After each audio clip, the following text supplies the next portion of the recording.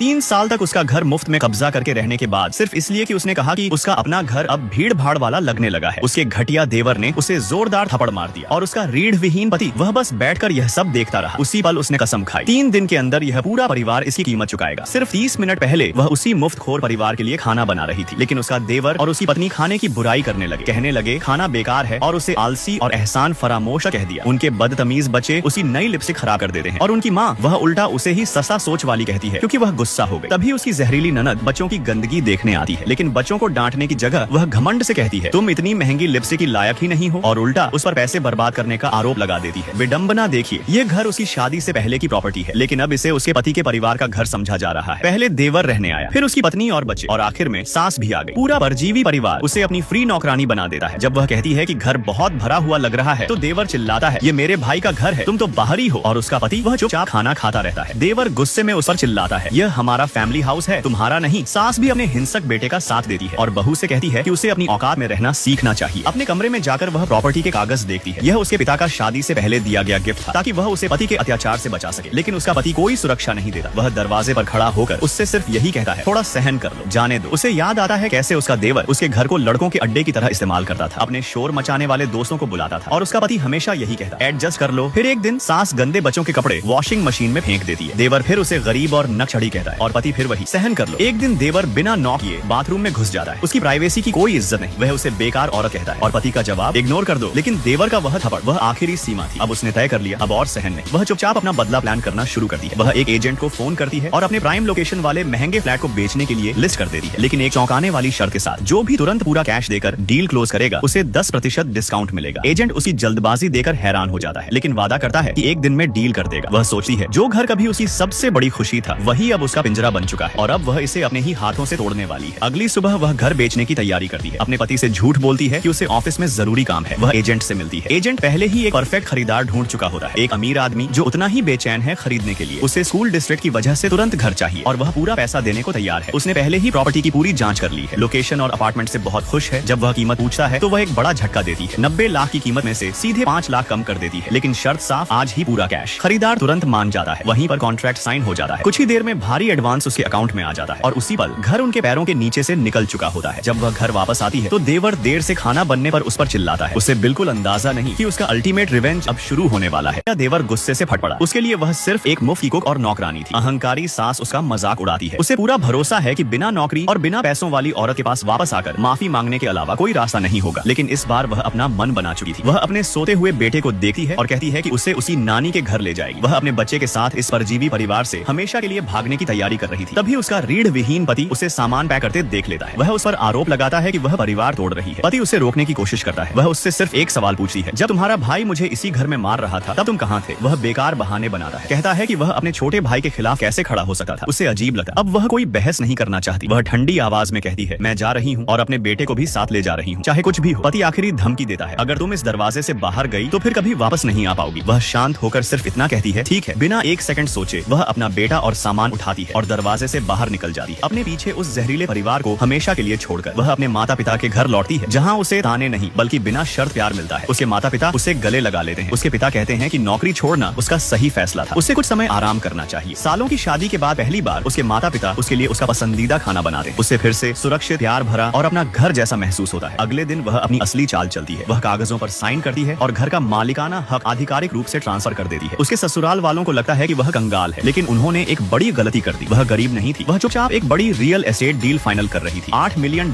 की पेमेंट सीधे उसके बैंक अकाउंट में आ जाती है। वह नए मालिक को दरवाजे का पासवर्ड देती है और कहती है कि तुरंत कब्जा ले ले। अब से जिस घर में उसके पति का परिवार रह रहा है वह उसका नहीं रहा। अपने फाइनेंस सुरक्षित करने के बाद वह अपने पति को आखिरी मैसेज भेजती है, लेट्स गेट अ डिवोर्स। और फिर पति और उसके पूरे परिवार के सारे नंबर ब्लॉक कर देती है। उधर उसका पति और उसका परिवार अभी भी उसका मजाक उड़ा रहे होते हैं। सास को भरोसा है कि वह 3 दिन में वापस घुटनों के बल लौटेगी। देवर गर्व से बताता है कि उसने उसे थप्पड़ मारा था और कहता है औरत को लाइन में रखने का यही तरीका है। वह अपने भाई से कहता है कि सबक मिलने के बाद ही उसे पता चलेगा असली मालिक कौन है। लेकिन अब कर्मा आने वाला है। उसे शादी से पहले की बात याद आती है, जब उसने बताया था कि यह घर उसी का है और उसने दिल से यह घर उनके भविष्य के लिए दिया था। उसके पास अब ना नौकरी थी, ना कार कार, न घर। उसने वादा किया था कि वह जिंदगी भर उससे प्यार करेगा और उसकी रक्षा करेगा। वर्तमान में वापस दरवाजे पर दस्तक होती है। उसे लगा है उसकी पत्नी वापस आ गई, लेकिन वह नहीं थी। वह नया मालिक था, अपना घर लेने आया हुआ। नया मालिक अंदर आता है और कहता है, मैं अपना घर लेने आया हूँ। पूरा परजीवी परिवार सदमे में रह जाता है। गुस्सैल देवर कहता है, तुम गलत घर आ गए हो। नया मालिक शांत आवाज में कहता है, मैंने यह घर कल खरीदा है, और अपने नाम वाला नया प्रॉपर्टी डीड दिखाता है। देवर गुस्से में कागज को नकली कहता है और उन्हें जबरदस्ती बाहर निकालने की कोशिश करता है। तभी एजेंट सच्चाई बताता है, इस घर की असली मालकिन आपकी भाभी इस घर को कानूनी रूप से मेरे क्लाइंट को बेच चुकी है। यह सुनते ही सबको सच्चाई समझ आ जाती है। देवर का दिमाग घूम जाता है। वह चिल्लाकर पूछता है, क्या सच में उस औरत ने घर बेच दिया? नया मालिक शांत होकर कहता है, अब यह मेरी कानूनी संपत्ति है और आप सब यहाँ गैर कानूनी तरीके से रह रहे हैं। और फिर आखिरी झटका देता है, आपके पास सिर्फ 1 घंटा है, अपना सामान पैक करो और हमेशा के लिए मेरे घर से निकल जाओ। नया घर मालिक उस मुफ्तखोर परिवार को आखिरी चेतावनी देता है, 1 घंटे में घर खाली करो, नहीं तो तुरंत पुलिस बुला ली जाएगी। जहरीली सांस तुरंत जमीन पर बैठकर ड्रामा शुरू कर देती है। वह चिल्लाने लगती है, हमारा पूरा परिवार बर्बाद हो गया। लेकिन उसका घमंडी बेटा बिल्कुल नहीं डरता। वह नए मालिक को चुनौती देते हुए कहता है, हम कहीं नहीं जा रहे। नया मालिक उनकी बात को ब्लफ समझकर तुरंत पुलिस को फोन कर देता है। उनके सामने ही इल्लीगल ट्रेसपासिंग की शिकायत दर्ज कराता है। यह देखकर घमंडी बेटा हैरान रह जाता है। उसे विश्वास ही नहीं होता कि उसने सच में पुलिस बुला ली। सास घबराकर अपने दूसरे बेटे उस कमजोर पति की तरफ मुड़ती है। वह बताती है कि उसकी पत्नी ने बिना बताए उनका घर बेच दिया। तभी पुलिस भी मौके पर पहुंच जाती है। नया मालिक सीधे उस बेखबर पति से कहता है, मैं इस प्रॉपर्टी का लीगल मालिक हूँ। वह समझाता है कि उसका परिवार गैर कानूनी तरीके से उसके घर में रह रहा है और निकलने से मना कर रहा है। यह सुनकर पति अपना आपा खो देता है। वह चिल्लाता है, यह नामुमकिन है, और गुस्से में नए मालिक पर हमला करने की कोशिश करता है। तभी नया मालिक सच्चाई बताता है, ये घर उसकी पत्नी की शादी से पहले की प्रॉपर्टी थी और कागजों में सिर्फ उसी का नाम था। उसका पूरा कंट्रोल था। घर बेचना पूरी तरह कानूनी है और अब वह ही असली मालिक है। उन्हें तुरंत घर खाली करना होगा। परिवार उससे सवाल करता है, क्यों? वह फिर बताता है, घर के कागजों में सिर्फ उसकी पत्नी का नाम था। तभी जहरीला देवर गलती से सच बोल देता है। वह मान लेता है कि वे सालों से पति को भड़काते थे ताकि वह अपनी ही पत्नी को दबा कर रखे। उसकी पत्नी भी कहती है, हमारे बिना यह कुछ भी नहीं है। बेचैन पति बार बार अपनी पत्नी को कॉल करता है, लेकिन उसने पहले ही फोन बंद कर दिया है। उसने उससे पूरी तरह रिश्ता तोड़ दिया है। पड़ोसी इकट्ठा होकर बातें करने लगते हैं। वे परिवार की बदनाम छवि के बारे में चर्चा करते हैं। पति को नकली जेंटलमैन कहते हैं। घरेलू हिंसा की अफवाहों का भी जिक्र करते हैं। पुलिस आखिरकार साफ कह देती है, उन्हें घर छोड़ना ही होगा। उनका सामान फिलहाल कम्युनिटी ऑफिस में रखा जाएगा। कोई रास्ता न होने के कारण पूरा परिवार घर से निकाल दिया जाता है और सड़क पर रहने को मजबूर हो जाता है। पूरा जहरीला परिवार अब सड़क पर बैठा है, बेघर और अपमान। पड़ोसी उनका मजाक उड़ाते हैं। यह कर्मा है। सास पूरी तरह टूट जाती है। गुस्से में उस निर्दयी बहू को कोसी है जिसने उन्हें सड़क पर ला दिया। फिर वह अपने ही बेटे पर भड़क जाती है। उससे निकम्मा कहती है क्योंकि वह अपनी पत्नी को कंट्रोल नहीं कर पाया। वे पति से कहते हैं किसी दोस्त को फोन करे, लेकिन वह शर्म से कहता है उसके पास मदद के लिए कोई नहीं है। जब वे होटल बुक करने की कोशिश करते हैं तो पता चलता है कि उनके पास एक रात के लिए भी अच्छे कमरे के पैसे नहीं है। तभी सच्चाई उसे जोर से लगती है। अपनी पत्नी के पैसों के बिना वह अपने परिवार को एक छतक नहीं दे सकता। तभी अचानक एक बिल्कुल नई BMW धीरे धीरे उनके पास से गुजरती है और ड्राइविंग सीट पर उसकी पत्नी बैठी होती है। एक फ्लैशबैक आता है। उसकी माँ ने कहा था, घर बेचकर जो पैसा मिला है उससे अपने लिए कुछ अच्छा खरीदो, और उसने बिल्कुल वही किया। यह कार उसकी नई आजादी का सबसे बड़ा प्रतीक है। उसे वह पल याद आता है जब उसके देवर ने उसे थप्पड़ मारा और उसका अपना पति चुपचाप खड़ा देखता रहा था। उसी पल उसने तय कर लिया था, ये लोग किसी दया के लायक नहीं है। ये सिर्फ घर से निकालना नहीं था, ये सालों के अत्याचार का अल्टीमेट सैवेज पेबैक था। अपनी पत्नी द्वारा घर बेच देने के बाद एक टूटा हुआ पति उससे सामना करता है। उसका पूरा परजीवी परिवार अब सड़क पर आ चुका है। वह ठंडी आवाज में कहती है, वह घर मेरी शादी से पहले की प्रॉपर्टी था, उसका उस पर कोई हक नहीं था। फिर वह एक और बड़ा झटका देती है, मैं तलाक ले रही हूँ। वह बताती है कि उसका वकील जल्द ही कस्टडी और बाकी कानूनी बातों के लिए उससे संपर्क करेगा। फिर वह असली वजह बताती है, जब उसके भाई ने उस पर हाथ उठाया था तब उसने कुछ नहीं किया। उसी दिन से वह और उसका परिवार उसके लिए अजनबी बन गए। अपनी हालत समझकर वह गिड़गिड़ाने लगता है, माफी मांगता है, कहता है कि वह सब बदल देगा, लेकिन अब बहुत देर हो चुकी थी। वह यहाँ तक कहता है कि वह अपने भाई से उसके सामने घुटनों पर माफी मंगवाएगा, लेकिन अब उसके वादों की कोई कीमत नहीं थी। वह ठंडे लहजे में कहती है, सब खत्म हो चुका है, अब तुम्हें मुझे फिर से चोट पहुंचाने का दूसरा मौका कभी नहीं मिलेगा। वह खुद से कहती है, कमजोर औरत अब मर चुकी है, धोखे की राख से एक नई मजबूत रानी जन्म ले चुकी है। अब वह सिर्फ अपने लिए जिएगी। उसकी अगली लड़ाई है तलाक जीतना और अपने बच्चे की कस्टडी पाना। उधर उसका परजीवी परिवार एक गंदी बस्ती में रहने को मजबूर है। जहरीली सांस अपनी नई हालत पर चिल्लाती रहती है। लालची देवर पति पर दबाव डालता है कि वह घर बेचने के $8 मिलियन अपनी पत्नी से लेकर आए। उन्हें लगता है कि उस पैसे पर उनका हक है। सास तो यहाँ तक कहती है, शादी के बाद बहू का पैसा भी हमारे परिवार का ही होता है। उनका लालच देकर हैरानी होती है। उस रात पति खुद से वादा करता है कि वह अपनी पत्नी और बेटे को वापस लाकर रहेगा। अगले दिन महिला फोन पर शहर के सबसे अच्छे डिवोर्स लॉयर से मिलने का समय कंफर्म करती है। जब वह लॉ फर्म पहुंचती है तो हैरान रह जाती है। शहर का सबसे बड़ा वकील उसका बचपन का खोया हुआ दोस्त निकलता है। वह मानता है कि शादी के बाद उसने उसे एक बार देखा था और इशारा करता है कि उसके दिल में कभी अनकही भावनाएं थी। वह तुरंत उसकी तारीफ करता है, कहता है कि अब्यूजिव आदमी को छोड़ना उसका सबसे समझदार और बहादुर फैसला था। वह कंफर्म करता है घर उसकी प्रीमैरियल प्रॉपर्टी था और $8 मिलियन पूरी तरह सुरक्षित है। उसके पति को एक पैसा भी नहीं मिलेगा। पति की सबसे बड़ी गलती थी हिंसा को रोकने की बजाय चुप रहना। यही एक बात कोर्ट में कस्टडी का फैसला उसके खिलाफ कर देगी। वकील आत्मविश्वास से मुस्कुराकर कहता है, इस केस को जीतने की आपकी संभावना 100% है। वह सिर्फ एक रिक्वेस्ट करती है, तलाक जितना जल्दी हो सके फाइनल करवा दीजिए ताकि वह उस जहरीले परिवार से हमेशा के लिए मुक्त हो सके। वकील तुरंत मान जाता है। जाता है और कहता है कि वह तुरंत कार्रवाई करेगा। पति की संपत्ति भी फ्रीज करवा दी जाएगी ताकि वह कोई चाल न चल सके। उधर बेबस पति उसके माता पिता के घर के बाहर उसका रास्ता रोक लेता है, उसका हाथ पकड़कर माफी मांगता है। वह ठंडे भाव से हाथ छुड़ाकर कहती है सब खत्म हो चुका है। वह पब्लिक में अपने ही गाल पर थप्पड़ मारकर ड्रामा करता है, लेकिन उस पर कोई असर नहीं होता। वह एक आखिरी मौका मांगता है, तभी वह उसे सबसे करारा जवाब देती है, अगर माफी से सब ठीक हो जाता तो जो 6 थप्पड़ मैंने सहे वो बेकार नहीं जाते। तभी उसके पिता वहाँ आ जाते हैं। वह गुस्से में उस आदमी को खड़े होने को कहते हैं, अपनी बेटी के साथ हुए अपमान पर बेहद नाराज होते हैं और साफ कह देते हैं मेरी बेटी के पास फिर कभी मत आना। उसके पिता उसे अंदर घर ले जाते हैं जहाँ उसकी माँ ने उसके लिए गर्म खाना बनाया होता है। आखिरकार वह अपने असली परिवार के साथ सुरक्षित है। आखिरी दृश्य में उसका जहरीला ससुराल परिवार सिगरेट के लिए आपस में लड़ रहा होता है। उनका पतन उनके अपने लालच का नतीजा था। जब सास सिर पकड़कर बैठती है तो उनका दुखद अंत एक बात साबित करता है, कर्मा का हिसाब हमेशा बराबर होता है। एक आदमी को उसका जहरीला परिवार बुरी तरह डांट रहा है। वे गुस्से में हैं क्योंकि उसकी पत्नी ने उन्हें घर से निकाल दिया और अब वे इस गंदी जगह पर रहने को मजबूर हैं। उसका परजीवी परिवार उससे मांग करता है कि वह तुरंत एक बड़ा और शानदार फ्लैट किराए पर ले, लेकिन जैसे ही वह अपना बैंक बैलेंस चेक करता है कड़वी सच्चाई सामने आ जाती है। वह पूरी तरह कंगाल हो चुका है। उसका भाई भी उसका अकाउंट चेक करता है और पाता है कि उसमें लगभग कुछ भी नहीं बचा। पूरा परिवार उसकी गरीबी देकर हैरान रह जाता है। आखिरकार वह सच कबूल करता है। सालों से वह अपनी सैलरी चुपचाप अपनी माँ और भाई को देता रहा, अपनी पत्नी को देने की बजाय, लेकिन उसका जहरीला छोटा भाई जरा भी एहसानमंद नहीं होता। उसकी माँ भी गुस्से में ड्रामा करती है। जब वह कहता है कि उन्हें अपने पुराने शहर लौट जाना चाहिए तो वह भड़क उठती है, कहती है कि वह अपने पुराने पड़ोसियों के सामने बेइज्जत नहीं होगी। फिर वह अपना पुराना हथियार इस्तेमाल करती है, रोना और खुद को बेचारी दिखाना, ताकि बेटा फिर से उसके कंट्रोल में आ जाए। उसी समय उसके 2 भतीजे भूख से रोने लगते हैं। उनका पिता बेरहमी से कहता है पैसे नहीं है, भूखे रहो। मजबूरी में वह आदमी अपने परिवार को सुपरमार्केट ले जाता है। वह भरोसे से अपना क्रेडिट कार्ड देता है, लेकिन वहीं उसकी सबसे बड़ी बेइज्जती होती है। कैशियर जोर से कहता है यह कार्ड फ्रीज हो चुका है। वह स्टाफ को दोष देने की कोशिश करता है, लेकिन मैनेजर सच्चाई बता देता है यह उसकी पत्नी का सप्लीमेंट्री कार्ड था जो उसने फ्रीज कर दिया है। आसपास के लोग उसका मजाक उड़ाने लगे, कहते हैं बीवी के पैसों पर जीने वाला फ्री लोडर। और तभी उसका भतीजा भी मासूमियत में सबसे बड़ा सच बोल देता है, अंकल आप इतने अच्छे थे, आंटी को छोड़ने के बाद इतने लूजर कैसे बन गए। दृश्य बदलता है, पत्नी दिखाई देती है, वह मुस्कुरा रही है, आजाद, खुश और सुकून में। अपने जहरीले विवाह से निकलने के बाद पहली बार उसका वकील दोस्त उसे तलाक का केस और प्रॉपर्टी प्रिजर्वेशन की फाइल दिखाता है। यह उसका अल्टीमेट रिवेंज प्लान है। वह गर्व से बताती है उसने सबसे पहले सारे सप्लीमेंट्री कार्ड्स बंद कर दिए और उसकी सारी बचत फ्रीज करवा दी। अब वह पूरी तरह कंगाल है। वकील कंफर्म करता है उसके पति के बैंक फंड्स भी कानूनी रूप से फ्रीज हो चुके हैं। फिर वह पति की सबसे बड़ी गलतियां गिनाता है, उसके परिवार को उसकी प्रॉपर्टी में रहने देना, घरेलू हिंसा को नजरअंदाज करना और सबसे बड़ा अपराध फाइनेंशियल अब्यूज, अपनी सैलरी बार बार अपनी चालाक माँ और भाई को देना। पत्नी यह सुनकर प्रभावित हो जाती है। वह कहती है आप सच में शहर के सबसे अच्छे डिवोर्स लॉयर हैं। जब उससे पूछा जाता है कि क्या उसे अपने पति पर दया आती है तो उसका चेहरा बिल्कुल सख्त हो जाता है। वह कहती है जिस दिन उसने अपने परिवार को उस पर अत्याचार करने दिया उसी दिन उसने तय कर लिया था वह उसे बर्बाद कर देगी। उसका वकील दोस्त उसे सावधान रहने को कहता है। वह तुरंत समझ जाती है कोने में घिरा इंसान गंदी चालें चल सकता है। वकील एक ठंडी चेतावनी देता है, कोने में फंसा कुत्ता भी काटता है, इंसान तो फिर भी इंसान है। बिना एक पल गंवाए वह कागजों पर साइन कर देती है। उसका सिग्नेचर उसके जहरीले पति के अंत की शुरुआत था। यह सड़ा हुआ रिश्ता आखिर खत्म हो चुका था। वह और उसका वकील जूस के गिलास उठाते हैं और उसी नई आजादी के नाम टोस्ट करते हैं। बाद में उसकी माँ उसे छेड़ती है, उस हैंडसम वकील के बारे में इशारा करती है कि वह सिर्फ दोस्त से ज्यादा भी हो सकता है। फिर उसकी माँ एक बड़ा राज बताती है, वह वकील सालों से उससे प्यार करता था, यहाँ तक कि उसकी शादी के दिन वह दिल टूटने के कारण शादी के बाहर नशे में बैठा था क्योंकि उसे लगता था कि वह गलत आदमी से शादी कर रही है। यह सुनकर वह हैरान रह जाती है, लेकिन अब वह अतीत छोड़ने का फैसला कर चुकी है। वह अपने अगले कदम का ऐलान करती है। अब वह सिर्फ अपने लिए एक नया घर खरीदेगी, एक नई शुरुआत के लिए, एक नई जिंदगी के लिए, अपने और अपने बच्चे के लिए नया घर खरीदने वाली है। लेकिन उसका असली नाइटमेयर अब शुरू होने वाला है। उधर उसका रीढ़ विहीन पति अपने पास बचे आखिरी पैसे भी अपने जहरीले परिवार को दे देता है, लेकिन उनके लिए यह रकम भी अपमान से कम नहीं थी। उसकी भाभी चिल्लाने लगी है, मेरे बच्चों को इस गंदे फ्लैट की वजह से स्किन रैश हो गए हैं। उसकी माँ भी उसे कोसी है, उसे पूरी तरह नाकाम बेटा कहती है, जबकि उसकी पत्नी करोड़ों पर बैठी है। तभी उसका भाई एक खतरनाक प्लान बनाता है। वे सब मिलकर पत्नी के माता पिता के घर जाएंगे और सबके सामने उसे बेइज्जत करेंगे जब तक वह पैसे न दे दे। सास खुशी से हंसी है। उनकी पूरी योजना थी पब्लिक में उसकी इज्जत मिट्टी में मिला देना, उसकी रेपुटेशन खत्म कर देना। पति थोड़ा हिचकिचाता है, उसे पता है इससे सब कुछ बर्बाद हो जाएगा, लेकिन उसके जहरीले परिवार को कोई फर्क नहीं पड़ता। उसका भाई धमकी देता है अगर उसने साथ नहीं दिया तो उसे परिवार से निकाल दिया जाएगा। कोने में फंसा कमजोर पति आखिरकार मान जाता है। अगले दिन पूरा जहरीला परिवार उसके माता पिता के शांत अपार्टमेंट में पहुंच जाता है और पूरा तमाशा खड़ा कर देता है। वे चिल्लाकर कहते हैं हम अपना हक लेने आए हैं। सास पड़ोसियों के सामने ड्रामा करती है, रोते हुए कहती है मेरी बहू हमें भूखा मारना चाहती है। देवर बड़ा झूठ बोलता है, इस औरत ने मेरे भाई की मेहनत की कमाई चुरा ली, इसे सारा पैसा वापस करना होगा। पड़ोसी भी ड्रामा देकर इकट्ठा हो जाते हैं और पत्नी के चरित्र पर सवाल उठाने लगते हैं, लेकिन पत्नी के पिता जो एक सम्मानित शिक्षक हैं, यह सब बर्दाश्त नहीं करते। वह गुस्से में कहते हैं तुम लोग जानवर हो, तुम्हें बोलने का हक नहीं। पत्नी अपने पति की तरफ देखती है पूरी निराशा के साथ। उसकी कायरता उसे इस स्तर तक ले आई थी। देवर झूठ को और बढ़ाता है, कहता है पत्नी ने उसके भाई को धोखे से प्रॉपर्टी अपने नाम करवाई। सास अपने बेटे को धक्का देती है, उसे कायर कहती है क्योंकि वह चुप है। अब सारा दबाव उसी पर था। पत्नी शांति से उससे कहती है सबको सच बता दो, वह घर किसके पैसों से खरीदा गया था। उसका परिवार गिद्धों की तरह उसके चारों तरफ खड़ा हो जाता है। धीरे धीरे धमकियां देता है, झूठ बोलने के लिए मजबूर करता है और वह कमजोर पति फिर वही करता है। वह अपनी पत्नी की तरफ देखने से बचता है और कह देता है, घर मैंने खरीदा था। पत्नी के पिता गुस्से में उसे उसकी शादी की कसम याद दिलाते हैं, जब उसने कहा था अगर उसने कभी अपनी पत्नी को दुख दिया तो उस पर बिजली गिर जाए। अब पत्नी खुद आगे आती है। वह उससे पूछती है, खरीदने की सही तारीख क्या थी, समय क्या था, कहाँ खरीदा था। जाल बिछ चुका था। उसका परिवार घबरा जाता है, कहता है वह बहुत व्यस्त रहता है, उसे ऐसी छोटी बातें याद नहीं, एक बेकार बहाना। पत्नी उन्हें चेकमेट कर देती है। वह कहती है, contract, bank record, property filing सब ट्रेस हो सकते हैं, एक भी डॉक्यूमेंट दिखा दो। फिर वह आखिरी सच सामने लाती है। वह कॉलेज के समय से ही कर्ज में डूबा हुआ था, हर बचा हुआ पैसा अपने मुफ्तखोर परिवार को भेजता था, तो घर खरीदने के लिए पैसा आया कहां से। सास अभी भी सच्चाई मानने को तैयार नहीं। वह हिस्टेरिकल होकर कहती है, शायद लॉटरी जीत ली होगी। तभी पति टूट जाता है। वह अपनी माँ पर ही चिल्ला पड़ता है, मेरे पास कभी पैसा था ही नहीं। वह पूरी तरह टूट जाता है। कहता है वह तीन नौकरियां करता था सिर्फ जिंदा रहने के लिए और उनका परिवार हमेशा और पैसे मांगता रहता था। वह रोते हुए पूछता है, और क्या चाहिए तुम्हें। पूरा परिवार चुप हो जाता है। अब उनकी सच्चाई सामने आ चुकी थी। सास का इनकार बेकार हो चुका था। उनकी चाल पूरी तरह बेनकाब हो गई। तभी बाहर पुलिस की सायरन की आवाज आती है। जहरीली सास तुरंत पत्नी पर आरोप लगाती है, तूने पुलिस बुला ली। और अचानक पूरा परिवार अपना सुर बदल देता है। अब वे दया की भीख मांग रहे होते हैं। अल्टीमेट कर एक वकील अपनी क्लाइंट की रक्षा कर रहा है जब उसके जहरीले ससुराल वाले उसके माता पिता के घर में घुसकर प्रॉपर्टी कब्जाने की कोशिश करते हैं। सास इसे घर का मामला बताती है। देवर दावा करता है, ये मेरे भाई की पत्नी का घर है, मतलब हमारी फैमिली की प्रॉपर्टी है, तुम्हारा यहाँ कोई काम नहीं है। ननद भी बीच में कूद पड़ती है, कहती है उसे भी इस संपत्ति में हिस्सा चाहिए। सास घमंड से कहती है, हमारे सामने तो यूएन भी कुछ नहीं कर सकता। लेकिन तभी महिला के पिता, जो असली घर के मालिक हैं, शांत आवाज में पुलिस से कहते हैं, ये लोग ट्रेसपासिंग कर रहे हैं। पिता की गवाही सुनने के बाद पुलिस आखिरी चेतावनी देती है, अभी के अभी निकल जाओ वरना थाने ले जाया जाएगा। बेइज्जत होकर बाहर निकलते समय देवर जहर उगलता है। वह अपनी भाभी पर आरोप लगाता है, इसने तो पहले ही नया आदमी ढूंढ लिया है। सास भी गालियां देने लगती है, उसे बेशर्म औरत कहती है, उस पर शादी के दौरान चीटिंग का आरोप लगाती है। फिर वह अपने ही भाई को भड़काता है, तू कितना कमजोर है, अपनी बीवी के आशे को मारता क्यों नहीं। परिवार के उकसाने पर कमजोर पति आखिरकार पत्नी से पूछता है, क्या ये वकील तुम्हारा लवर है। तभी वकील खुद बोलता है, वह अपना परिचय देता है, मैं उसका लवर नहीं हूँ, मैं वो इलीट डिवोर्स लॉयर हूँ जिसे इन्होंने अभी हायर किया है। पति दंग रह जाता है। उसे याद आता है यही वही वकील है जिसने उसे लीगल नोटिस भेजा था। पूरा परिवार हैरान रह जाता है। एक साधारण हाउसवाइफ शहर की सबसे महंगी लॉ फर्म का पार्टनर कैसे हायर कर सकती है। तभी कर्मा फिर वार करता है। एक पड़ोसी वकील को पहचान लेता है, बताता है वह एक फेमस लोकल प्रोडिजी है जो इसी इलाके में बड़ा हुआ है। अब उसकी अथॉरिटी पूरी तरह एस्टैब्लिश हो चुकी थी। वकील उन्हें सख्त चेतावनी देता है, आपके ये झूठे आरोप डिफेमेशन केस बन सकते हैं, आप पर क्रिमिनल चार्जेस भी लग सकते हैं। डर कर पूरा जहरीला परिवार भाग जाता है। फिलहाल हार मानकर लालची सास अपनी असली मंशा बताती है, महिला की $8 मिलियन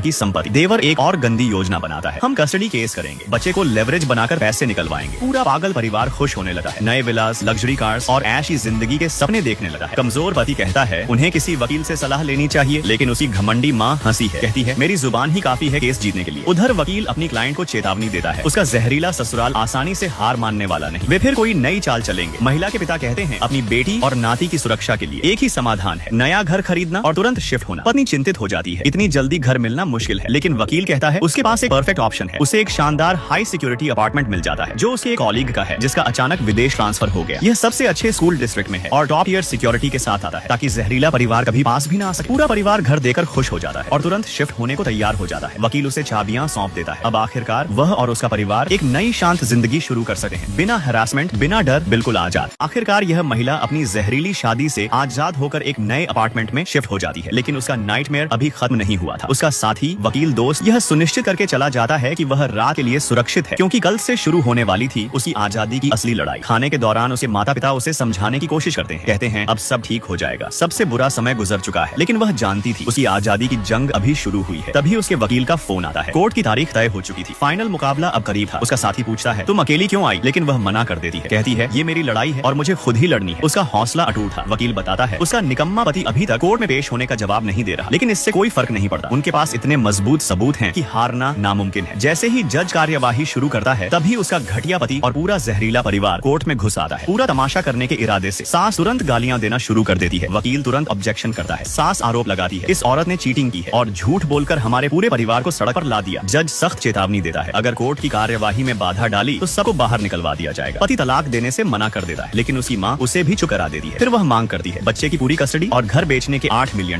जज पति से खुद बोलने को कहता है, लेकिन वह कमजोर आदमी बस अपनी माँ की बात दोहराता है। उसकी अपनी कोई आवाज नहीं थी, लेकिन पत्नी का वकील पूरी तैयारी के साथ आया था। वह पहला सबूत पेश करता है, घर का डीड, जो साबित करता है कि घर सिर्फ पत्नी का था। फिर वह अगला सबूत दिखाता है, उसके चोटिल चेहरे की तस्वीर जो पति के भाई की मारपीट से हुई थी, जिसका हॉस्पिटल रिपोर्ट भी मौजूद था। फिर सिक्योरिटी फुटेज चलाई जाती है, जिसमें पूरा जहरीला परिवार उसके माता पिता के घर जाकर धमकी देता दिखाई देता है। और आखिरी बार बैंक रिकॉर्ड, जो साबित करते हैं कि पति अपनी सारी कमाई अपने परिवार को भेजता था और अपनी पत्नी और बच्चे को नजरअंदाज करता था। अब सास पूरी तरह गिर चुकी थी। वह गुस्से में चिल्लाने लगी है, आरोप लगाती है ये दोनों मिलकर मेरे बेटे की रेप्यूटेशन खराब कर रहे हैं। फिर कोर्ट में रोने का ड्रामा शुरू कर देती है, जज से दया की भीख मांगती है, लेकिन उसका ये नाटक काम नहीं आता। जज का सब्र खत्म हो चुका था। वह तुरंत आदेश देता है बेलिफ्स उसे कोर्ट से बाहर ले जाए। माँ के जाते ही पति घबरा जाता है। अचानक वह तलाक से मना कर देता है और पत्नी से एक और मौका मांगता है, कम से कम बच्चे की खातिर। लेकिन अब बहुत देर हो चुकी थी। पत्नी का वकील पूरे मामले का सार बताता है, घरेलू हिंसा, भावनात्मक क्रूरता और पूरी फाइनेंशियल निग्लेक्ट। वह साफ कहता है पति का हिंसक परिवार और अस्थिर जिंदगी बच्चे के लिए अनसेफ है। तभी परिवार के बाकी लोग चिल्लाने लगते हैं बच्चा हमारा खून है, हम इसे इस औरत को कभी नहीं देंगे। और बस जज आदेश देता है उन्हें भी कोर्ट से बाहर निकाल दिया जाए। पूरा जहरीला परिवार बाहर कर दिया जाता है। अब कोर्ट में शांति थी। जज अंतिम फैसला सुनाता है, तलाक मंजूर किया जाता है, बच्चे की पूरी कस्टडी माँ को दी जाती है और निकम्मे पति को चाइल्ड सपोर्ट देने का आदेश दिया जाता है। आखिरकार न्याय मिल चुका था। कोर्ट के बाहर जहरीली सांस अपने बेटे की एक्स वाइफ पर चिल्लाती है, उसे जहरीली चुड़ैल कहती है। पूर्व देवर उसके बिल्कुल पास आकर उसे धमकाता है, दूर रह वरना बहुत पछताएगी। लेकिन वह शांत आवाज में उसे याद दिलाती है, जब तुमने मुझे 6 बार थप्पड़ मारे थे तब तुम्हारी इज्जत कहाँ थी। उसका वकील उन्हें चेतावनी देने की पेशकश करता है, लेकिन अब वह डरती नहीं है। वह कहती है मेरे एक्स हस्बैंड के बिना ये लोग कुछ नहीं, सिर्फ पैरासाइट्स हैं जो जल्द ही खुद अपने बिल में घुस जाएंगे। अब वह अपनी बेस्ट लाइफ जी रही है, अपने गर्भित माता पिता का ख्याल रख रही है जो उसकी सफलता से बेहद खुश हैं। लेकिन उसका घटिया देवर चुपचाप उसका पीछा कर रहा होता है और उसे पता चलता है कि वह अब एक लग्जरी अपार्टमेंट में रहती है। वह जलन से भर जाता है उसे BMW चलाते हुए और शानदार घर में रहते देख, जबकि उसका परिवार सड़क पर है। उसकी पत्नी उसे चेतावनी देती है ये सब इलीगल है, लेकिन उसे कोई फर्क नहीं पड़ता। वह कहता है मैं बस वो वापस ले रहा हूँ जो हमारे परिवार का है। एक दिन जब वह देखता है कि उसके माता पिता घर से निकल गए हैं, वह अंधेरे में उसे घेर लेता है, चिल्लाता है मैं तुझे मार डालूंगा। वह चाकू की नोक पर उससे सारे पैसे मांगता है। वह डरते हुए कहती है ये क्राइम है, प्लीज रुक जाओ। जैसे ही वह हमला करने वाला था, अचानक उसका वकील दोस्त वहाँ पहुँच जाता है और उसे बचा लेता है। वह पुलिस को भी साथ लाया था। पुलिस तुरंत उस घटिया देवर को पकड़ लेती है। वकील उसे दिलासा देता है, कहता है मैंने तुम्हें पहले ही सावधान रहने को कहा था, कुछ लोग सच में खतरनाक होते हैं। वह शॉक में थी। अब उसे समझ आया उसका पूर्व ससुराल सच में हत्या तक कर सका था। कर्मा ने जोरदार वार किया। सास अपने बेटे को फोन करती है, बताती है उसका भाई पुलिस द्वारा गिरफ्तार हो चुका है। पति पूरी तरह शॉक रह जाता है, लेकिन उसकी पागल माँ कहती है ये सब तेरी एक्स वाइफ की साजिश है। वह अपने बेटे से भाई को बचाने की भीख मांगती है। जब वह मना करता है तो वह गुस्से में उसे निकम्मा बेटा कहती है। उधर एक्स हस्बैंड की बर्बादी जारी रहती है। उसका बॉस उसका कॉन्ट्रैक्ट खत्म कर देता है, उसे नौकरी से निकाल दिया जाता है। कारण खराब परफॉर्मेंस, हमेशा लेट आना और ऑफिस में सबसे पैसे उधार लेना। सालों बाद वह महिला एक सक्सेसफुल CEO बन चुकी होती है। उसकी कंपनी की रेवेन्यू तेजी से बढ़ रही है। टॉप ब्रांड्स उसके साथ काम करने के लिए लाइन में है। तभी एक दिन उसकी बूढ़ी और टूटी हुई एक्स मदर इन लॉ उसके ऑफिस के बाहर उसे रोकती है और शॉकिंग खबर देती है उसका एक्स हस्बैंड किडनी फेलियर के लास्ट स्टेज में है। डॉक्टर कहते हैं उसके पास सिर्फ कुछ दिन बचे हैं। वह घुटनों पर गिरकर सिर झुकाकर उससे आखिरी बार मिलने की भीख मांगती है, लेकिन CEO अब सब समझ चुकी थी। वह कहती है ये इमोशनल ड्रामा बंद करो, सीधे मुद्दे पर आओ। और सच सामने आता है, उन्हें किडनी ट्रांसप्लांट के लिए पैसे चाहिए और उन्हें पता है वह अब अमीर है। सास बेशर्मी से मांग करती है। घर बेचने वाले $8 मिलियन अपने बेटे का नाम लेकर उसे गिल्ट फील कराने की कोशिश करती है, लेकिन CEO करारा जवाब देती है हमारे बीच का हर रिश्ता उस दिन खत्म हो गया था जब उसने अपने भाई को मुझे मारते देखा और कुछ नहीं किया। वह आगे कहती है जो आदमी कभी चाइल्ड सपोर्ट नहीं देता और अपने बेटे से मिलने भी नहीं आता, उसे फादर कहलाने का कोई हक नहीं। वह सास से कहती है तुम्हारा बेटा बड़ा आदमी है, अब उसे अपने कर्मों की सजा खुद भुगतनी होगी। सड़क पर अकेली रह गई सास आखिर टूट जाती है। रोते हुए कहती है मुझसे गलती हो गई, लेकिन अब बहुत देर हो चुकी थी। यही कहानी खत्म होती है। Thank you for watching.